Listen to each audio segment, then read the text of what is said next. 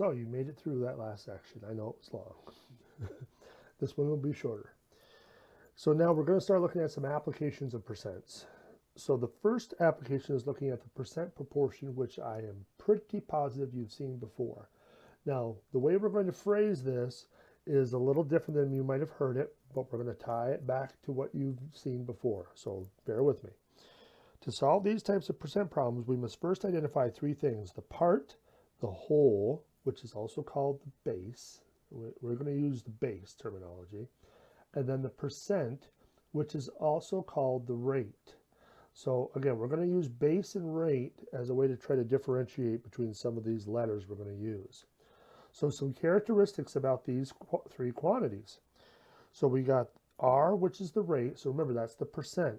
So that should stick out like a sore thumb in all of these problems. You should be able to quickly identify what the percent is because it has a percent symbol next to it. Or it might have the word percent next to it. So you can quickly identify that as R. So R is your rate, R is your percent. The next piece you should be able to identify is the base. The base usually follows the word of and is the whole amount. So usually, it's like, this is how big my pot is. I can, I don't have a small one, a big one. This is the size I have, and I can fill it up with 30 gallons, and that's it. But if I have a part of that, that's the last piece. So like I said, you'll be able to identify the base if you look for the word of, and it's the amount that follows it. But the part is usually a fractional part of the base, and that's going to be labeled with a P. Now, like I said, this can get a little confusing because a lot of people like to use P for percent, but don't. Think interest rates like at a bank or something. So R is your rate, R is your percent. So we're gonna try to beat this into your heads in a nice way. Okay? So looking at this problem, 4 is 80% of 5. So the first thing we should look at is this 80%. We know that is R, which I got there. So that's first. The second piece, look for the word of, and whatever follows it is your base. So there's your B. And that forces the last piece to have to be your P. So 4 is going to have to be the P. And you can kind of see that's what we said here. All right, so now that you have a sense of you know how to identify these different pieces, what do I do with them? Well, we're going to put them into a proportion. And the proportion always looks the same. Part is to base as percent is to 100. So we would write P over B equals R over 100. Now, if you're saying, I don't know what you're talking about, I'm used to is over of equals percent over 100. That is the same exact thing, which is why I have it right here. It's the same thing as is over of equals percent over 100. So if you've mastered that and you know how that works, use it. As long as you're getting the answer right, that's the important thing. So you're going to be asked to find one of these three pieces. So let's try a few out. What number is 36% of 250? Well, so let's identify our different pieces. Percents first. Remember, that is your R. So 36% is your R. Whatever follows the word of is your base. So that must mean that this what number is my P, and I don't know what that is. Okay, so now we've got them identified. So let's put them into our proportion, which looks like this.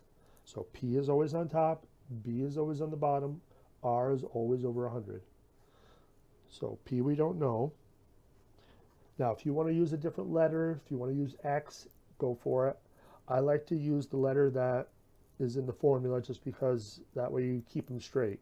Sometimes they need a percent, sometimes they don't. So P's usually don't. Actually, they never do.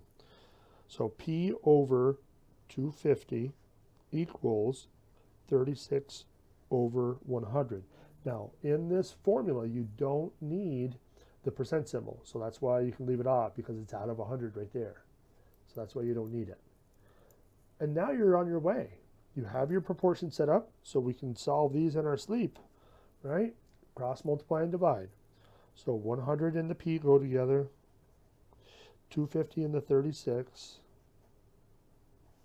So 100p equals 9,000, it looks like, right? I think so. And now we can divide by 100. So p equals 90. Now, if you're not sure if you did it right, or if you might have made a mistake with the multiplication, your decimal points off or something, how can you check it? Well, kind of look at your answer compared to your base. So 90 is a smaller chunk of 250, right? Is it about 36%? You know, about a third of it, a little over a third of 250? Sure, sure. So you're probably on the right track with this problem. When the answer really looks weird, then you probably made a mistake with your proportion. So, okay. So for B, 768 books is 15% of what number of books? So where do we start? We got to start with our R. So R is our percent. Whatever follows of is our base. So of what number of books? So this time we don't know what B is. And so that must mean the 748 must be your P. Okay, let's put everything in. So 748 over B equals 15 over 100. All right, let's bring it over and cross multiply. So we got the 15 in the B will do. And 748 times 100. So, which we can do that without a calculator. So 74,800. And now let's get that 15 out of there. Well, I better do this on a calculator. 74800 divided by 15 equals 4986.6666666.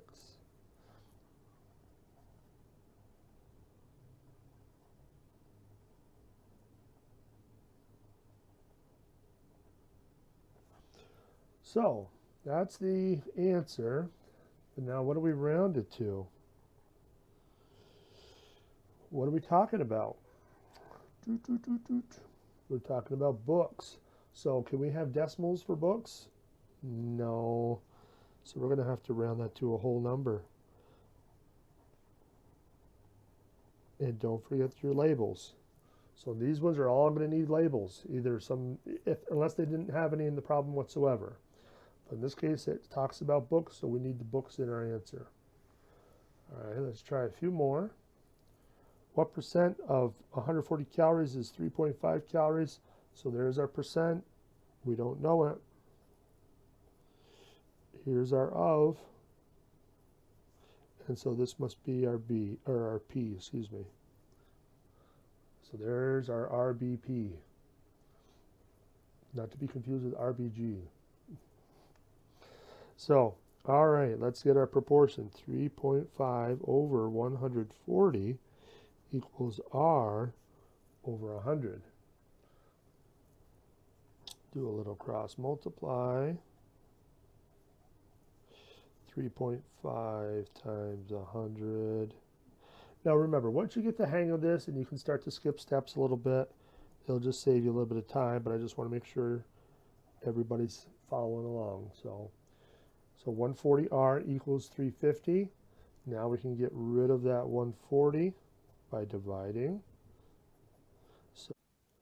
So R equals 2.5%.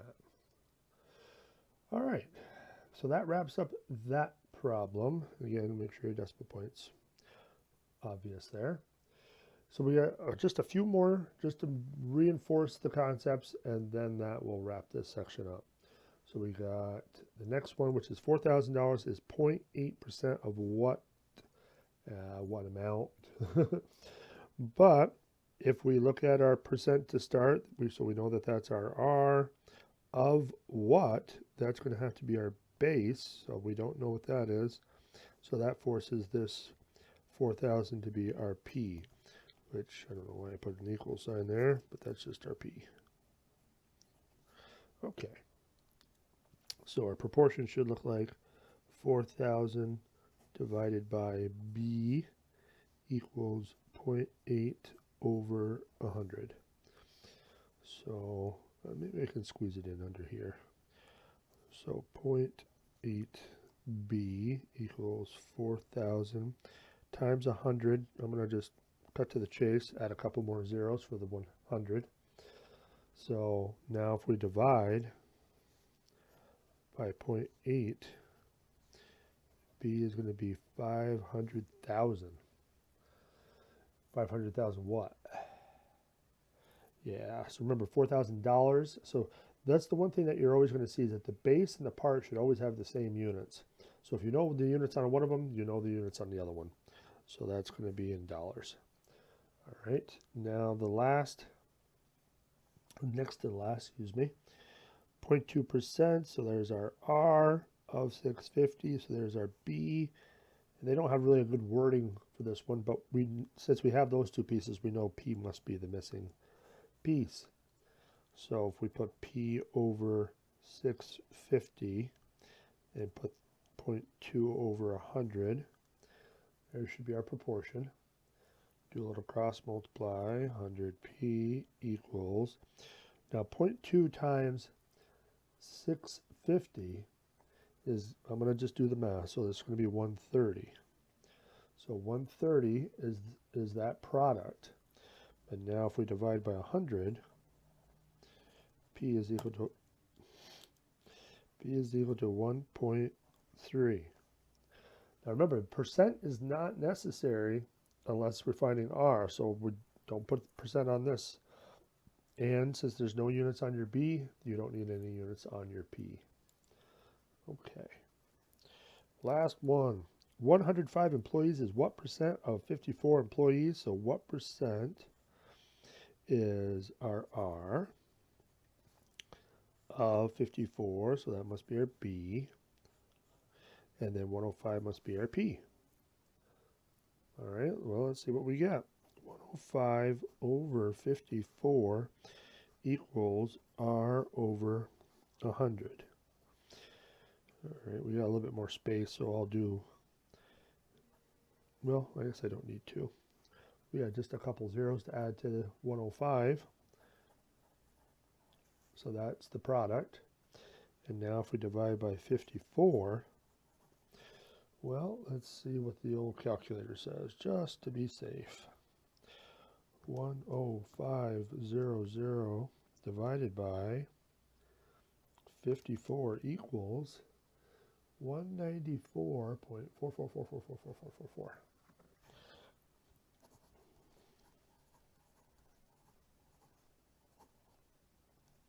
So 194.44%. Now, does that seem weird? Usually when you get a percentage that's over 100, you might want to be careful with that because you might have the two numbers backwards. But let's double check. So we know this is our R of 54. That's got to be our base. Whatever it's of has got to be your base. So we do have it in the right spot. But 105 is bigger than the base. So if your part is bigger than the base, then you have over 100% of that quantity. So in this case, the 194 is right. 194.4% is correct. That's the same thing with these other ones. Look at the size of this answer, $500,000. Is that right? Well, look at what we got. $4,000 was 0.8%. 0.8% is really, really tiny. So you're taking a small percentage of something and you're getting $4,000, which is a lot of money. So you must have been taking a small percentage of something really big to get that $4,000. And that's why it's so large. $500,000 is the base. Again, same thing over here. 650 is the base now, and you're taking a little tiny piece of it. Really small piece of it. A little small piece of 650 is 1.3. 1.3 is a very small part of the 650. So that's kind of the way you have to analyze these to make sure they make sense. But anyways, so we're going to see in the next section very, very similar problems, but a slightly different way to tackle them. And some people like this second method a little bit better.